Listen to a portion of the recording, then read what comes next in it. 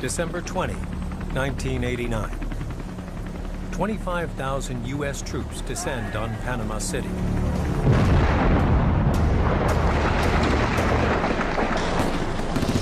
It's the biggest American invasion since the Vietnam War. Their mission? To capture one man. Panama's military dictator, Manuel Noriega. The United States became enraged at this two-bit dictator who was defying it.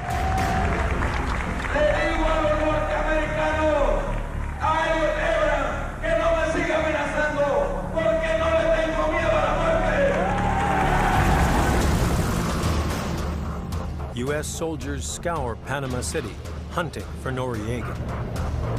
But he's nowhere to be found. He basically goes into hiding. Noriega's turbulent 6-year rule has been marked by violence, deception, and excess. He was willing to do just about anything to get ahead. He was not only corrupted by power, but he's also corrupted by greed. He was a gangster. Basically a gangster in a military uniform. How did a kid who grew up in poverty grow rich as dictator of Panama? And what did he do to provoke an invasion by the world's most powerful nation?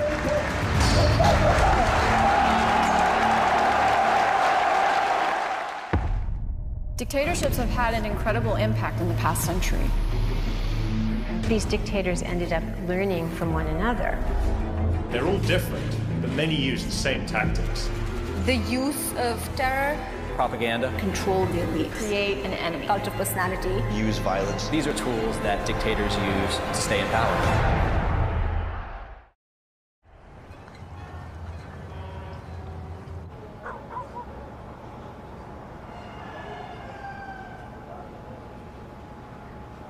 Manuel Noriega's rise to dictator is a near miracle given the dire circumstances of his childhood. He's born in Panama City in 1934. Orphaned by the age of 5, Noriega is raised by his godmother in the rough market area of Terraplén. Young men born into the social strata where he was born, their life chances of rising to prominence and power was very limited. As Noriega grows up on the mean streets, he's picked on for his small size and his acne-scarred complexion. But he finds a way to improve his lot in life. Noriega saw himself as getting ahead through education. He was incredibly intelligent, good student, somebody who always excelled at his classes. Noriega applies himself and wins a position in Panama City's best high school.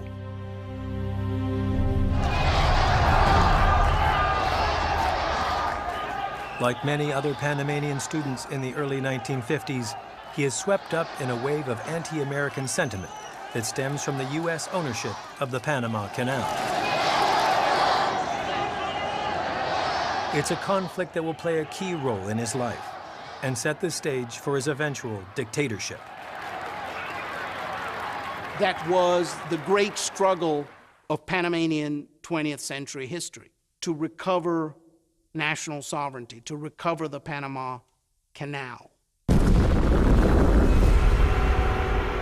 Back in 1903, America secured the right to build the canal, a reward for helping Panama gain its independence from Colombia.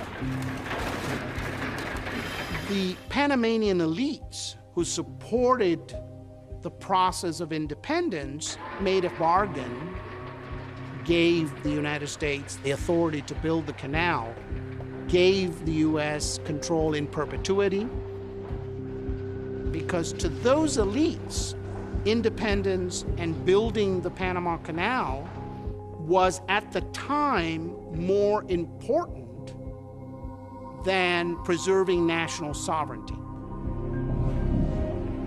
The canal opens in 1914 and transforms international trade by linking the Atlantic and Pacific Oceans. It generates more than $20 million a year for the United States and enriches Panamanian elites. And so those elites, for many Panamanians of middle class and lower class, became traitors to their country. They sold out their country for the benefits of the canal. It became a source of irritation because the United States created what in essence was a U.S. colony in the midst of our country. It's called the Canal Zone, a strip of land on both sides of the canal occupied by some 57,000 Americans, mostly military. That fueled a tremendous level of resentment toward the United States. The tide of U.S. resentment fans Noriega's growing nationalism. Graduating high school, he boldly declares his ambitions. If you look at his yearbook, he says, "My ambitions are to become a psychiatrist and the president of Panama." But Noriega's aspirations are nearly impossible because of the inherent discrimination in Panama's class system. His heritage is Creole, a mix of African and European ancestry. The country's elite, just 10% of all Panamanians, are Caucasian. They've held the positions of power since Panama was founded. It was a political system that was elite-dominated. It was what one would call an oligarchic limited democracy. And so elections were held on a regular basis, but those elections were essentially manipulated by this elite to keep control of the political system. When Noriega tries to become a doctor, the harsh reality hits home. He didn't get into medical school because the medical school had a limited number of seats, and they were almost all given to the white upper-class kids from the other part of town. But Noriega is still driven to get ahead. And when he runs into a friend who's in military school, he decides to follow another route, one taken by many would-be dictators. It is quite common for dictators to rise up the ranks through the military and eventually, through means of a coup, establish themselves as dictators. Throughout the 20th century, we've seen a huge number of dictators who actually were, in fact, active or retired military officers. In 1958, the 24-year-old Noriega is a long way from becoming an officer in Panama's army. But he catches a break when he lands a scholarship to a prestigious military school. He was very well adapted to military life because of the kind of intelligence he had. He's somebody who sizes up a situation, sees where the best alternative is, and very decisively goes for it. After graduating in 1962, Noriega joins the National Guard, Panama's military force. Months later, he's stationed in Colón as a second lieutenant. It's there that he meets the man who will take him to the brink of power. His commanding officer, Major Omar Torrijos. Torrijos was an attractive, charismatic figure. And he was idolized by members of the military, and Noriega idolized him. Torrijos is a populist. His dream is to recover the canal for all Panamanians. But to make it a reality, he needs political power. Torrijos was very ambitious. His goal was to become the head of the country. Torrijos sees promise in the young Noriega and presents him with an opportunity. he assigns Noriega to the National Guard's intelligence branch, later known as the G2. Noriega gets intelligence training at the School of the Americas, a U.S.-run military program in the Canal Zone. Its official goal is to instill democratic values and to train its students to fight the spread of communism. But it also instructs them in the use of blackmail, coercion, torture, and execution. Critics call it a school for dictators. Noriega discovered his vocation as an intelligence officer, and he was described by his course commander as outstanding. So Torrijos basically bet on this young officer, and Noriega became a very, very effective officer for Torrijos. Every great leader needs a henchman, somebody to do the dirty work. And Noriega was perfectly willing to be that henchman. Noriega was behind the scenes, eavesdropping on opponents, repressing opponents, cracking heads. Over time, Noriega becomes basically the right-hand man for Torrijos. By 1968, Noriega has helped to make Torrijos one of Panama's most powerful military leaders. But Panama's National Guard still answers to its political leaders, like the newly elected president, Arnulfo Arias. Arias is worried that the military's growing political strength could pose a threat to his regime. Immediately after becoming president, he essentially began a purge of the National Guard. Arias informs Torrijos he is sending him to El Salvador as a military attaché. Without Torrijos, everything Noriega has worked for could be lost.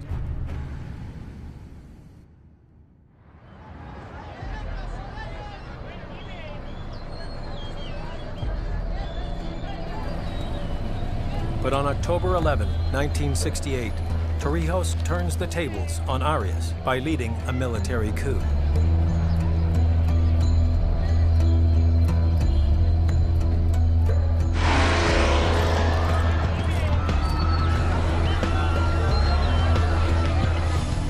Noriega plays a key role by shutting down radio and telephone stations in the Chiriquí province, Arias's power base. Arias has no way to get help, and Torrijos quickly takes control.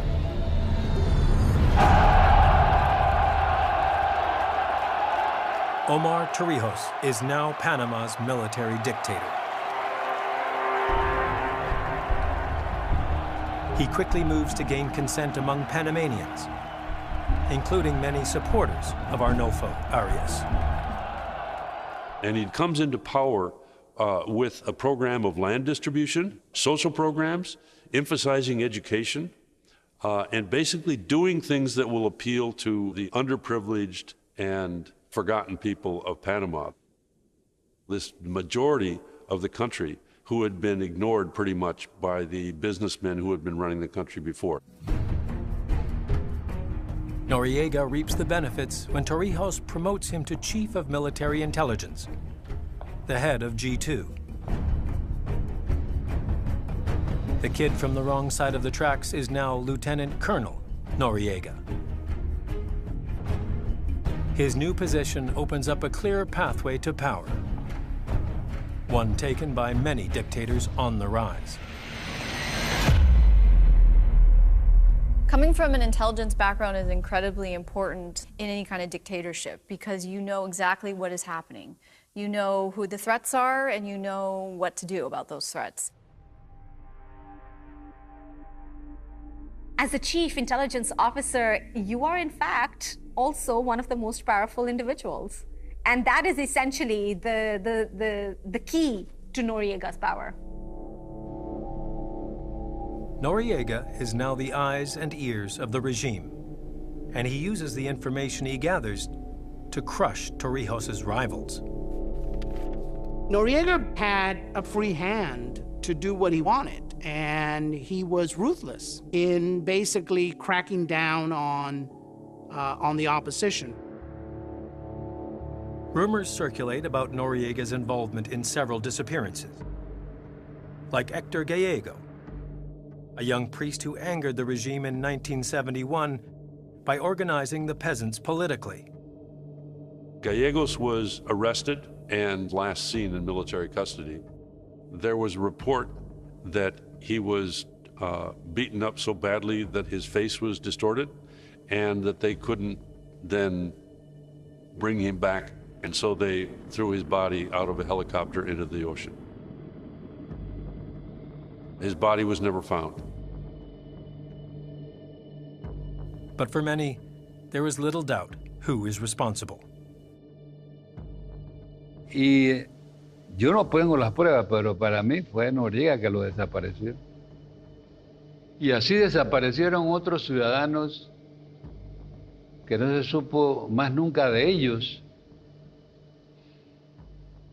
And that's why Torrijos called him my gangster, because when he had to kill people, he killed people.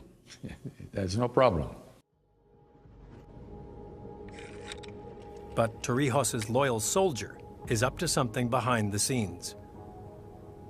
He's using his position for more than just crushing the regime's rivals.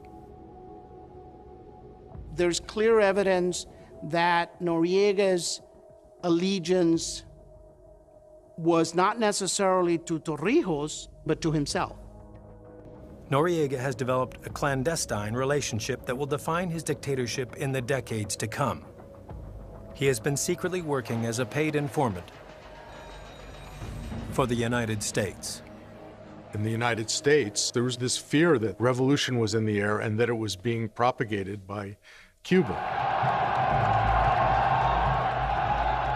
Since Fidel Castro took power in Cuba in 1959, the U.S. has feared that communism will spread all the way up to Mexico. Central America has become a Cold War battleground.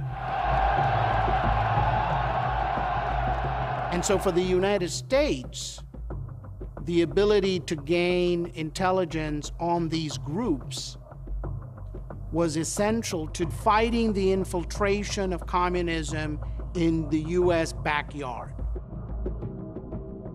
Well-positioned to provide intelligence on the region's communists, Noriega becomes a U.S. spy.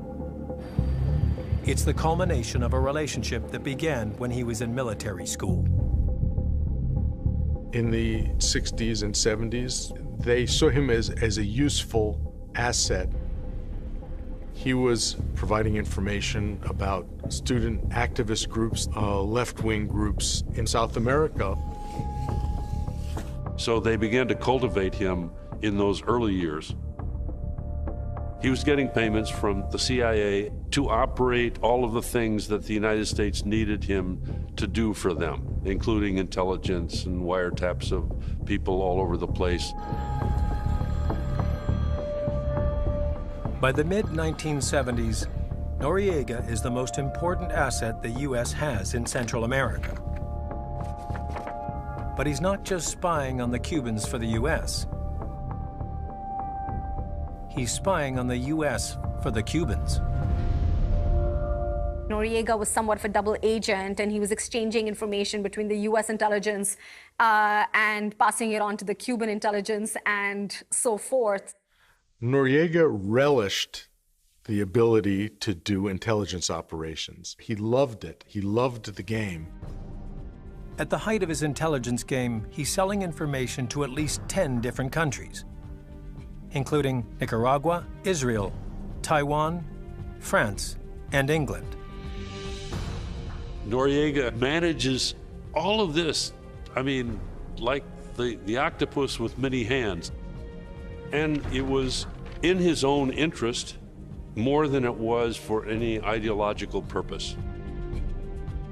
Noriega's growing power and influence within the nation don't go unnoticed.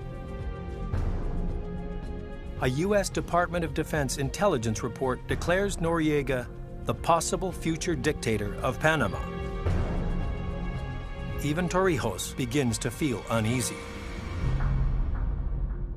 Torrijos needed him but feared him at the same time because he felt that any time he might turn on him.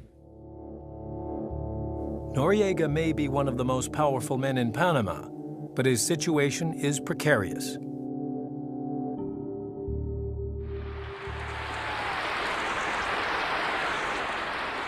September 1977.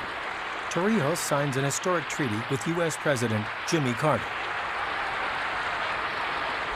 It guarantees that Panama will gradually gain control of the canal and its revenues over the next 22 years. It's a huge victory for the people, the country, and Torrijos. But it could mean trouble for Noriega. During the negotiations, Torrijos promised to transition to a democracy. Noriega saw that process of opening as dangerous. Dangerous to the ability of the military and of himself, probably, of maintaining control. And Noriega's right. Political exiles who'd been expelled by the regime returned to Panama. Free elections are planned. Democracy is in the wind, and it could spell the end of Noriega's rise. But on July 31, 1981, an event occurs that changes everything.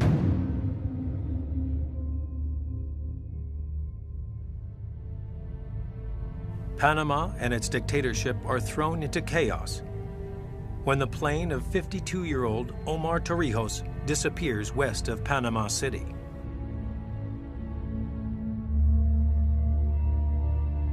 The wreckage is soon discovered in the hills of Cerro Marta. There are no survivors. There has always been rumors, never proven, that Noriega had a hand in Torrijos' accident. But Noriega is officially cleared of suspicion in the tragedy.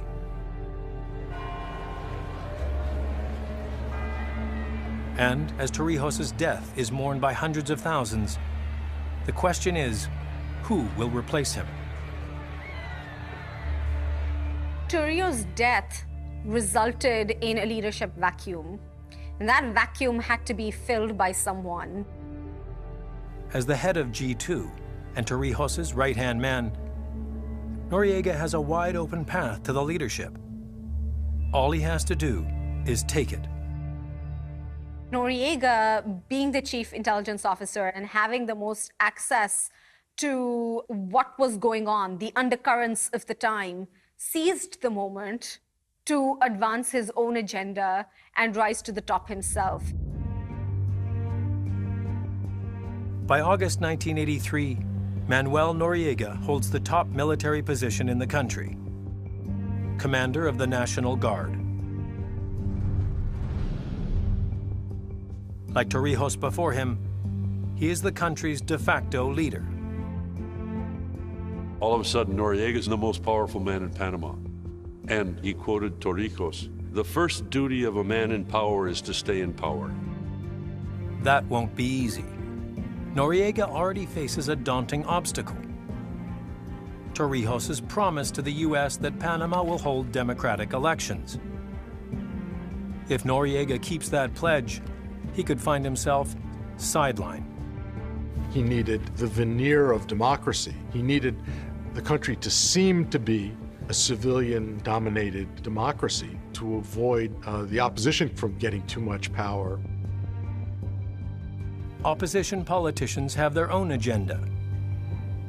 They want to limit the power of the military and create a more democratic Panama. Noriega has a plan to keep the opposition at bay.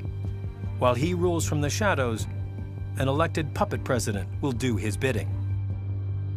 It was going to be a democracy under the control of the military.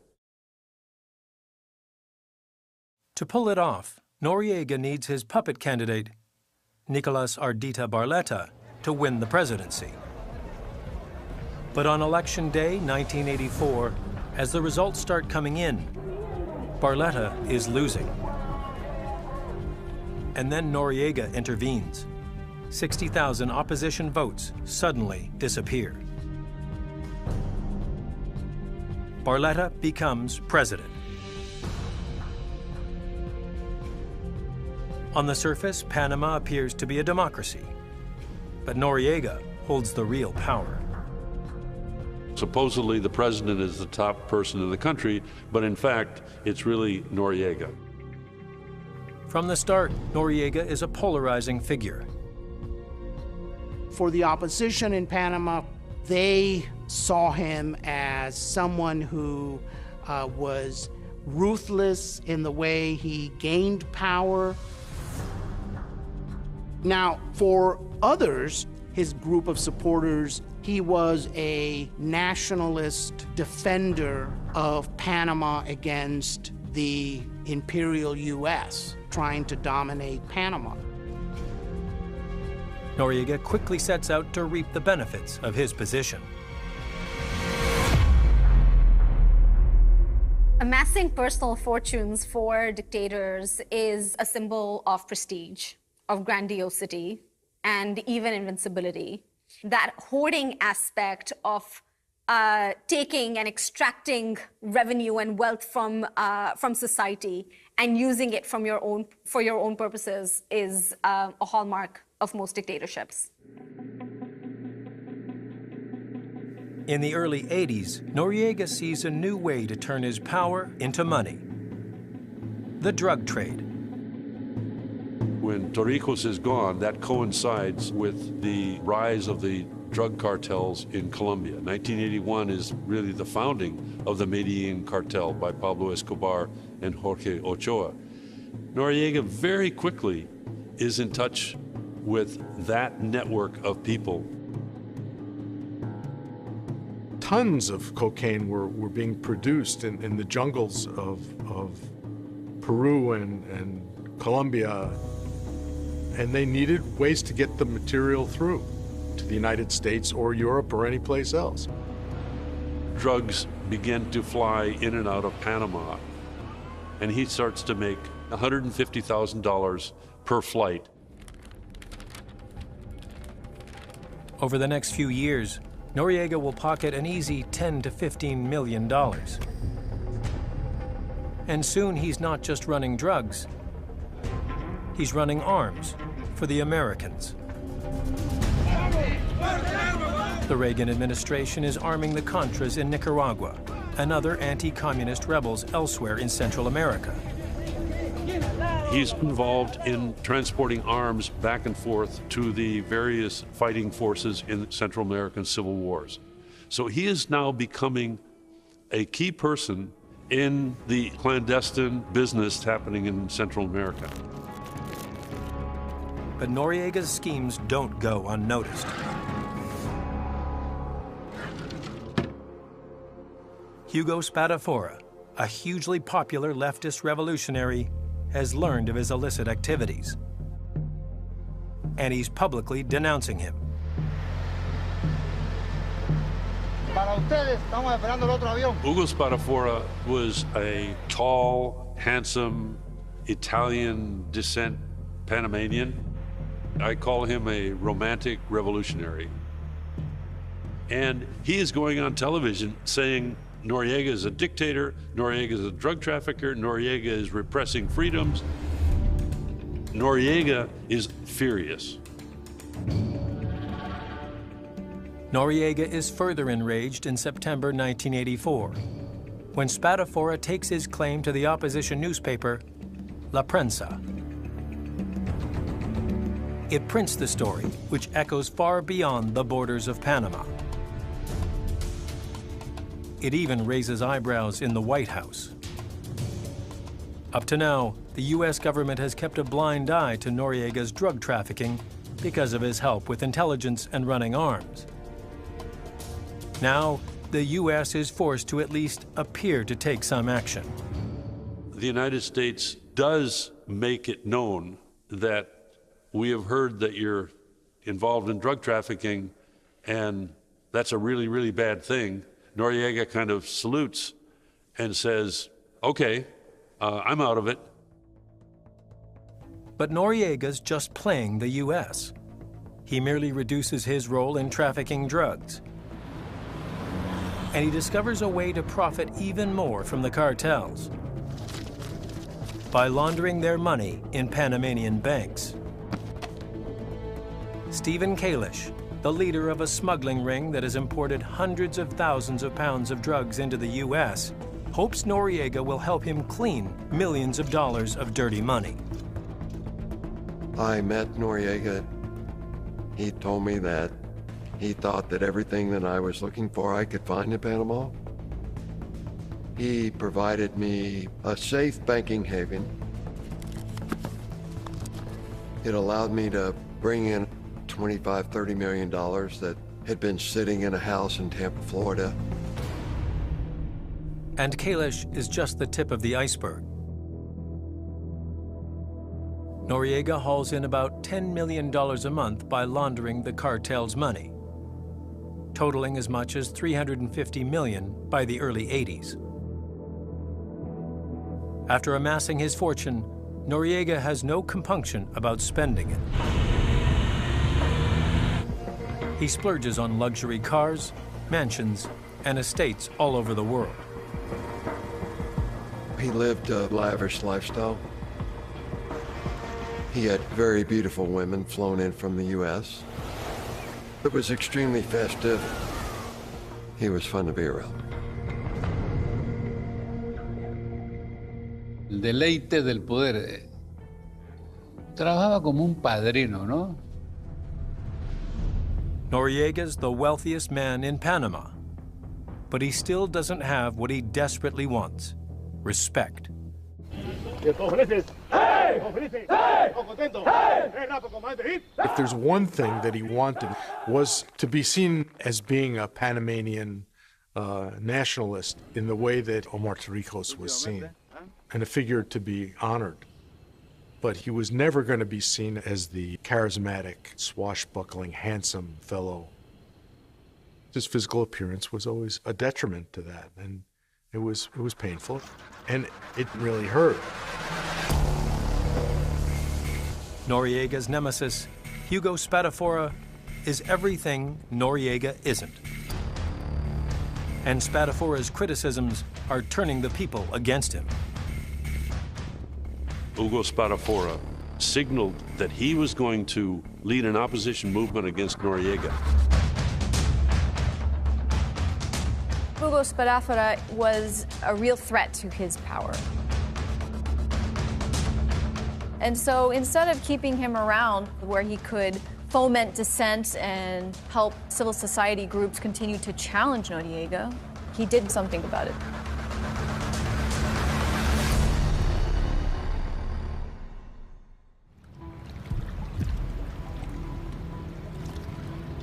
September 17, 1985. The headline in La Prensa delivers the shocking news. Guerrilla fighter and political leader Hugo Spadafora has been murdered. He is found in a Costa Rican river, stuffed in a U.S. mail bag. He was beheaded, and it's said that beheaded alive and tortured horribly. You look at that photograph and you can't get over it forever. Spadafora was last seen when Panamanian soldiers took him off a bus near the Panama-Costa Rica border. Many suspect that Manuel Noriega is behind the crime. Yo no tengo pruebas, pero yo estoy seguro que esa muerte la ordenó él. Era un tipo de ese corte también, ¿no? Dispuesto a lo que sea por mantener su posición, su poder, ¿no?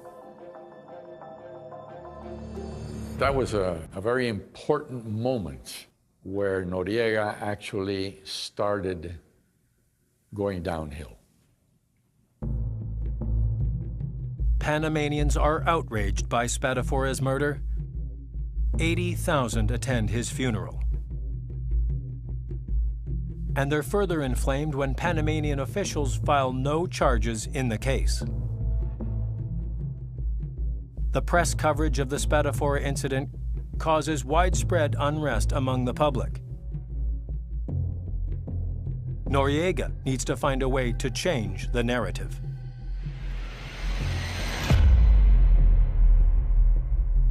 Dictators want to make sure that the messaging that is going out to the citizens supports the dictator's agenda.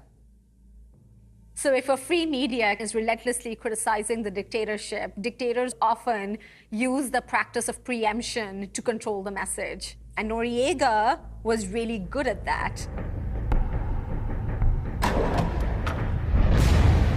Noriega sent his troops in to raid the offices of La Prensa to show them, don't go investigating things that you shouldn't be investigating. We were receiving death threats on a weekly basis. We had to make a decision. I said, go back to your families and talk to them tonight and tell them you're going to involve yourself in a life-threatening objective. We're either going for it or we're not. And everybody came back and said, let's go. Noriega's in a bind.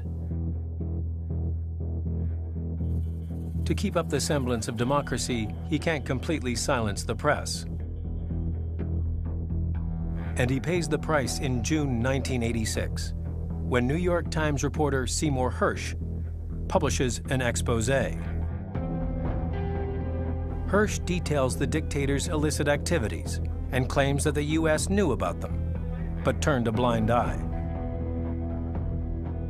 The biggest revelation of that article was the fact that the U.S. was complicit in Noriega's illicit activities well back into the 1970s.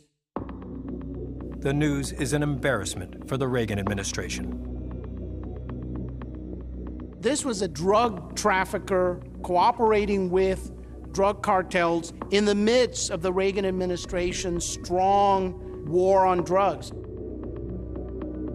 It became shameful for the U.S. government to continue supporting Noriega openly.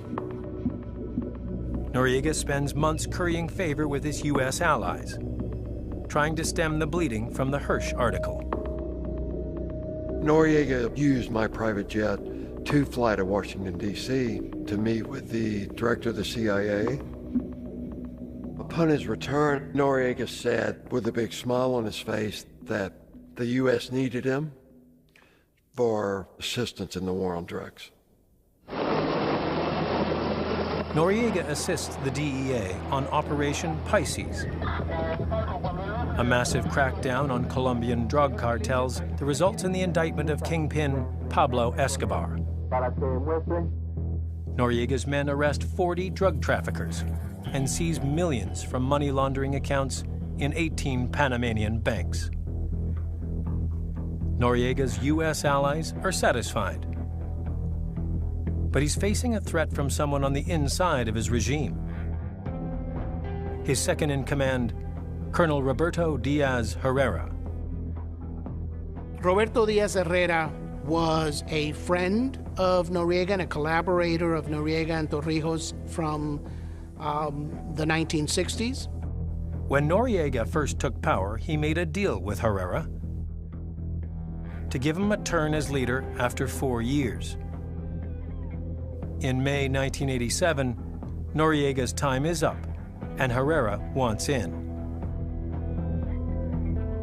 But now that Noriega's on top, he's not stepping down for anyone. Noriega, as he was apt to do, double-crossed him and went back on his agreement and basically cashiered Diaz Herrera to some diplomatic post. But Herrera refuses to go quietly. He takes his story to the press and makes some explosive claims. He maintains that he helped Noriega rig the 1984 election. Even worse, Herrera accuses Noriega of ordering Hugo Spatafora's murder and of planting a bomb on Torrijos's plane.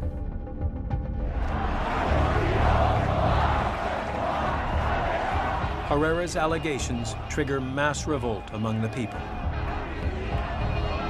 A few days after these revelations, massive protests took place in the streets of Panama City, protesting the regime. Noriega arrests Herrera for high treason, and the angry protests swell to 100,000 people. It was pots and pans and white handkerchiefs. It was a non-violent movement. The protesters ridicule Noriega's appearance, calling him Pineapple Face.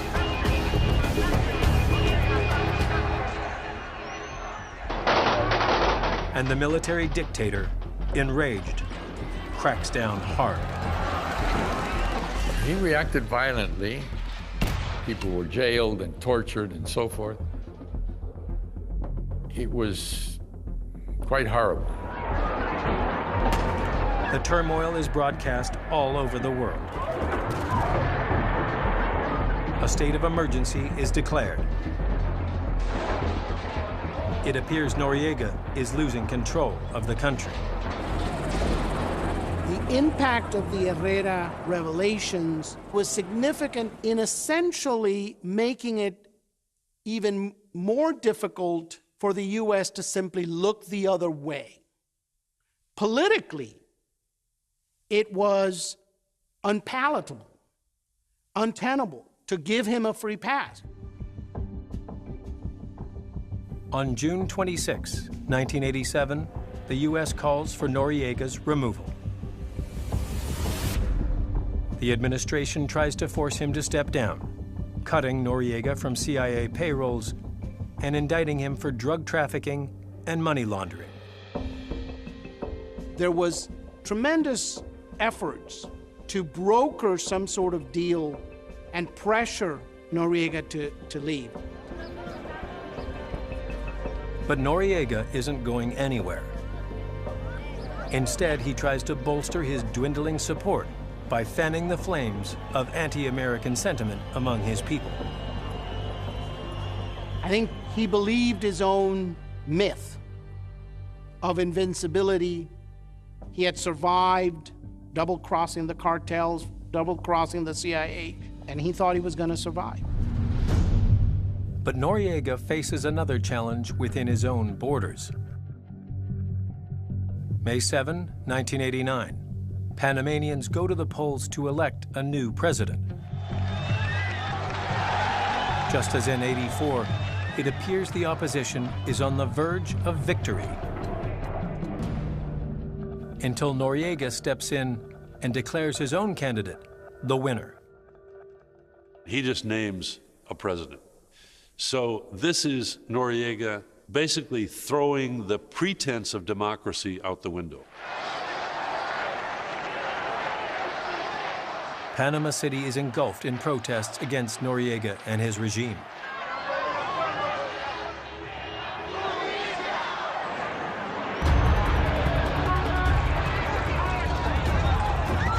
He sends in his own paramilitary group, known as the Dignity Battalions, to suppress the protesters. They beat the opposition vice presidential candidate, Guillermo Billy Ford, unmercifully. You have that famous picture of Billy Ford with his blood-soaked guayabera. Those images were very impactful because the images revealed for the world to see the brutality of the regime. In the U.S., the pressure mounts on a new president, George H.W. Bush, to take action. Noriega's become less useful to the U.S., and Bush is worried about the thousands of American citizens who still live in the Canal Zone. Bush makes a public demand for Noriega's resignation. But Noriega isn't listening.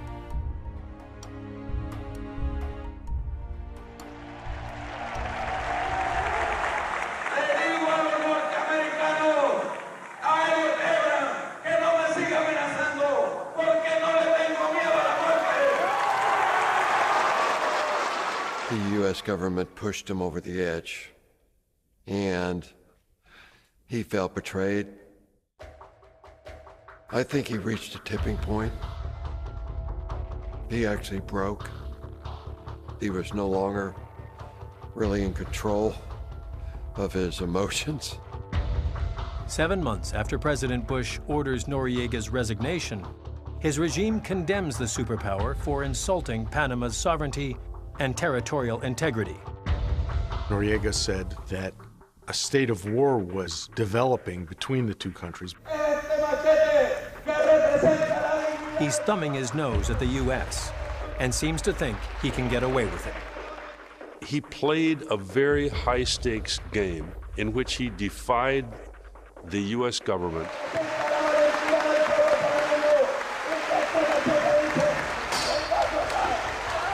There was a saying that the United States is like a monkey on a chain. You can play with the monkey, but don't pull the chain too hard, because the monkey's going to bite you.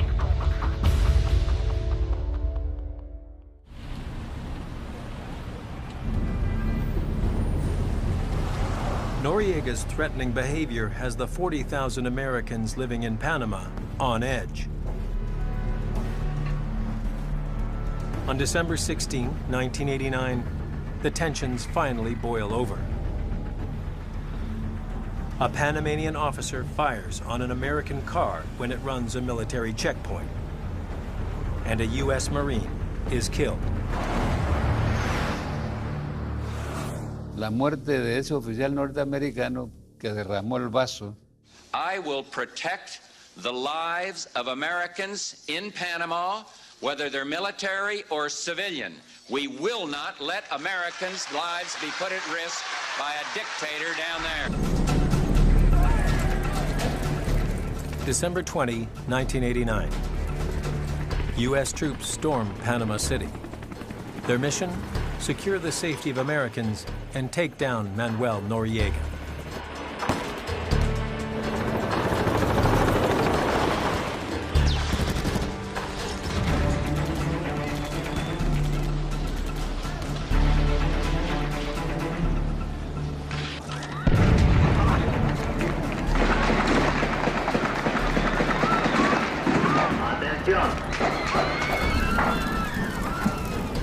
The machete-wielding, el man who had defied the U.S., for so many years, basically goes into hiding.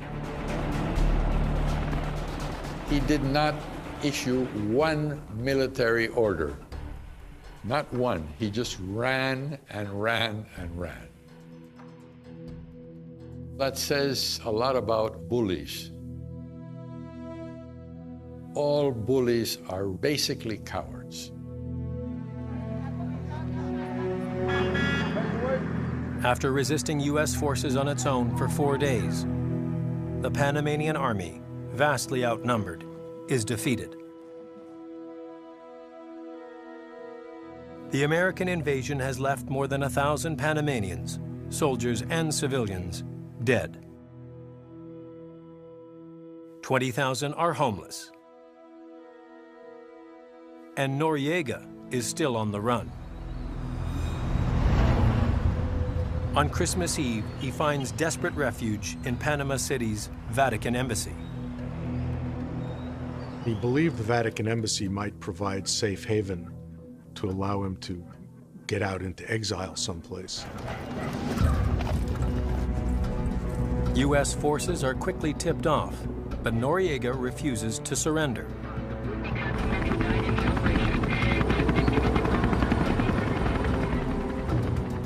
Outside, protesters call for his head, taunting him with chants of pineapple face.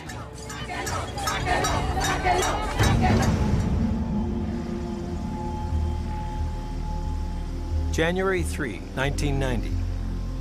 Panama's military dictator surrenders to the U.S., but with one condition. He wanted to surrender in uniform, but the United States then did something that was very humiliating. As soon as Noriega was arrested, they made him take off his uniform, and they took a picture of him with a wrinkled T-shirt Noriega looking like a common criminal. And that was the picture they put out around the world to show that Noriega was in custody. After a tumultuous 6 years as Panama's dictator, the boy born with nothing, who once had everything, has just lost it all. Noriega was incredibly greedy. He was not only corrupted by power, but he's also corrupted by greed. And that ended up being his downfall. In 1992, in Miami, Florida, Manuel Noriega is convicted of drug trafficking, racketeering, and money laundering. He's sentenced to 40 years in prison. Panamanians rejoice in the streets. Noriega spends 25 years in custody in the US, France, and in the end, Panama. In 2017, he dies at the age of 83.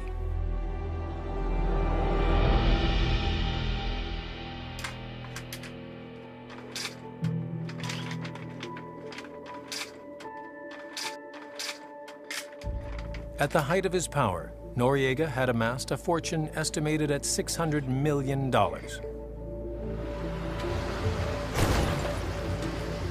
Today, while his estates are crumbling, his country is rebuilding. Panama got the canal back in 1999, and they have run it very successfully, very competently. Panama has become very, very prosperous. The country has held free elections with mostly stable democratic governments since Noriega's arrest. The abuses of his rule have resulted in a landmark constitutional change: the abolition of the country's military. That has been instrumental to democratic civilian control. The idea of a coup these days is very far-fetched. El caso de Noriega sí debe mantenerse para que la juventud que viene subiendo siempre tenga presente que eso ocurrió y que no debe repetirse.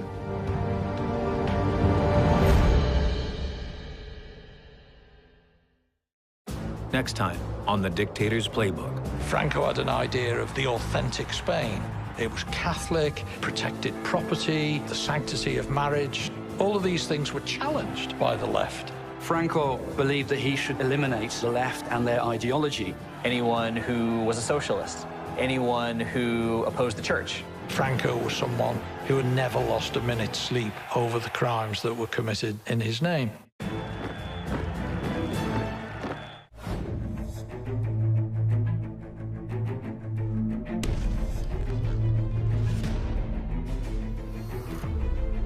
To order The Dictator's Playbook on DVD, visit shoppbs.org or call 1-800-PLAY-PBS. This program is also available on Amazon Prime Video.